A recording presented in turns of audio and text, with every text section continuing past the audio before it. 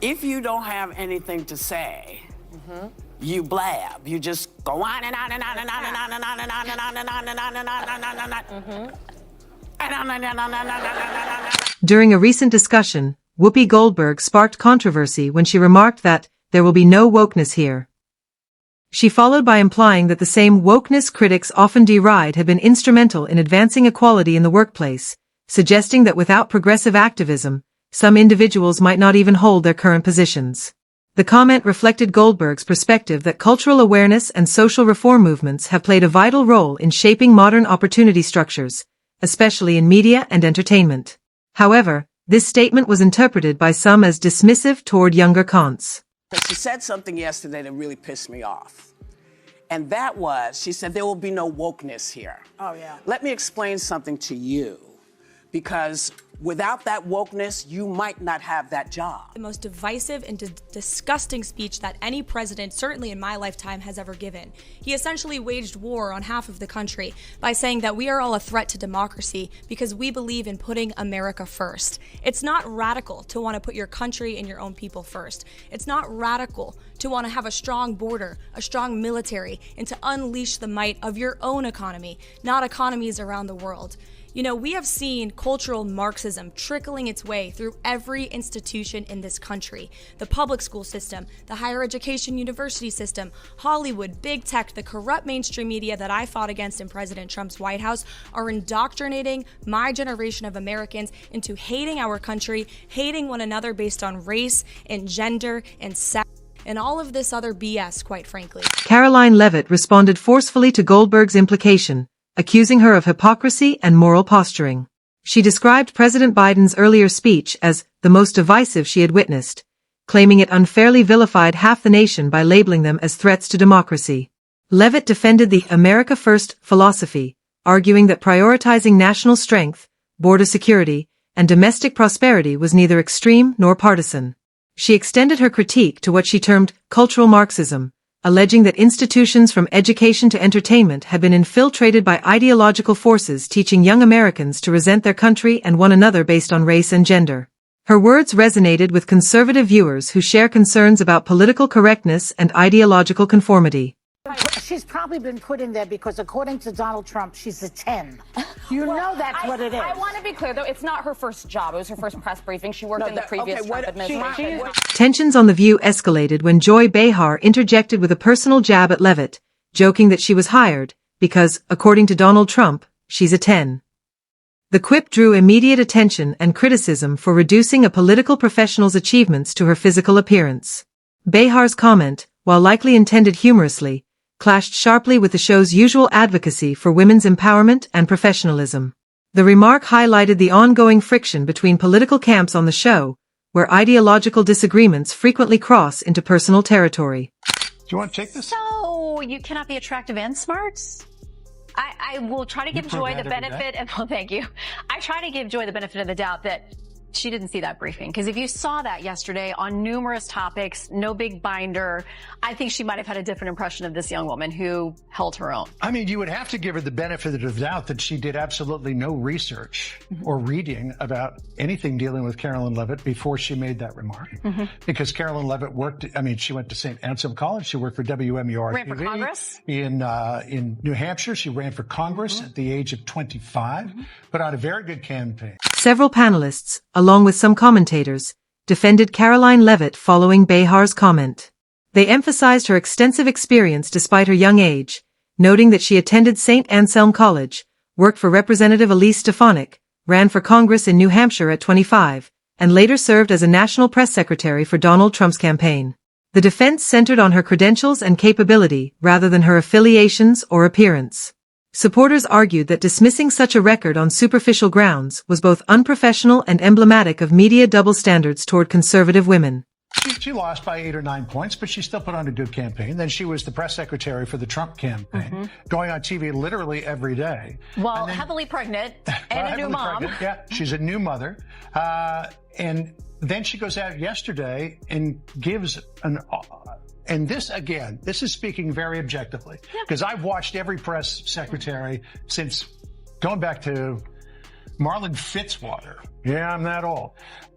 And she went out there for her very first briefing at the age of 27 years old, the youngest press secretary ever, and did a terrific job. Karoline Leavitt's poise during the heated exchange impressed even some of her critics. Observers noted her ability to remain calm and articulate, maintaining control despite provocative remarks. Commentators pointed out that she had balanced the intense workload of public communications while heavily pregnant and new to motherhood, a testament to her resilience. Her demeanor during her first White House press briefing was cited as mature and steady, earning comparisons to veteran press secretaries. The moment reinforced her reputation as a young but disciplined political communicator. These women are completely out of touch with reality. And you're right, ABC should wake up. I would like to talk about Joe Biden and Donald Trump, who you work for. I am stating facts that your colleagues have stated in the past. Okay, now, as I'm for sorry, this guys. debate, We're going to come back out to the panel. Karoline, thank you very much for your time. When the conversation returned to issues of political bias, Leavitt confronted Whoopi Goldberg and Joy Behar directly. She argued that liberal commentators frequently mock or undermine conservative women while presenting themselves as defenders of women's rights. Her pointed remark, "So you cannot be attractive and smart?" underscored her frustration with the inconsistency she perceived in feminist discourse. The audience's subdued reaction suggested that her critique struck a nerve, raising broader questions about ideological fairness and respect within media panels. That was so good. So good. In a statement afterwards, this young lady claimed her, quote, on-air snub proves that you know who will not be treated fairly in the upcoming debate. Now, do you think this is going to make people doubt whether CNN can stay objective, or is this more the same of, everybody's against me, it's all rigged, I tell you. Is everything rigged? No, it's their MO. That's what they do. Rachel Maddow said last week, she's like, if the election is lost, it was rigged. If there's a debate, then the moderators are probably biased and they're prejudiced against me. Continuing the exchange, Karoline Leavitt delivered a sharper criticism of what she termed wokeness. She asserted that the movement no longer serves equality but rather functions as a political instrument to silence dissenting voices. Addressing Goldberg directly, Leavitt argued that wokeness had devolved into an exclusionary practice where only one worldview was tolerated. Her concise yet pointed comment reframed the debate from a moral to a philosophical one, contrasting free expression with ideological enforcement.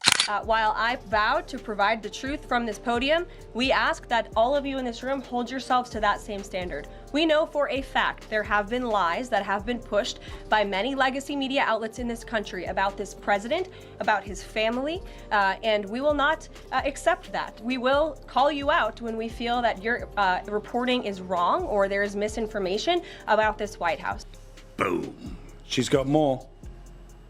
I would like to point out to each and every one of you that in 2024, when Joe Biden was in the Oval Office, or upstairs in the residence sleeping, I'm not so sure, egg prices increased 65% in this country. Later, during a separate press briefing, Leavitt reaffirmed her commitment to transparency between the government and the press. She reminded journalists that integrity must be mutual, stating that the administration would call out misinformation and challenge false reporting. Her remarks underscored an ongoing distrust between conservative officials and what they describe as legacy media outlets. This stance reflected a wider Republican media strategy emphasizing direct communication with the public over reliance on traditional press narratives.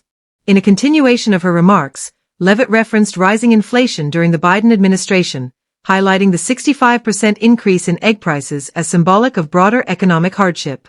Her point connected domestic economic realities with political accountability, implying that leadership focus had drifted from practical governance toward ideological division.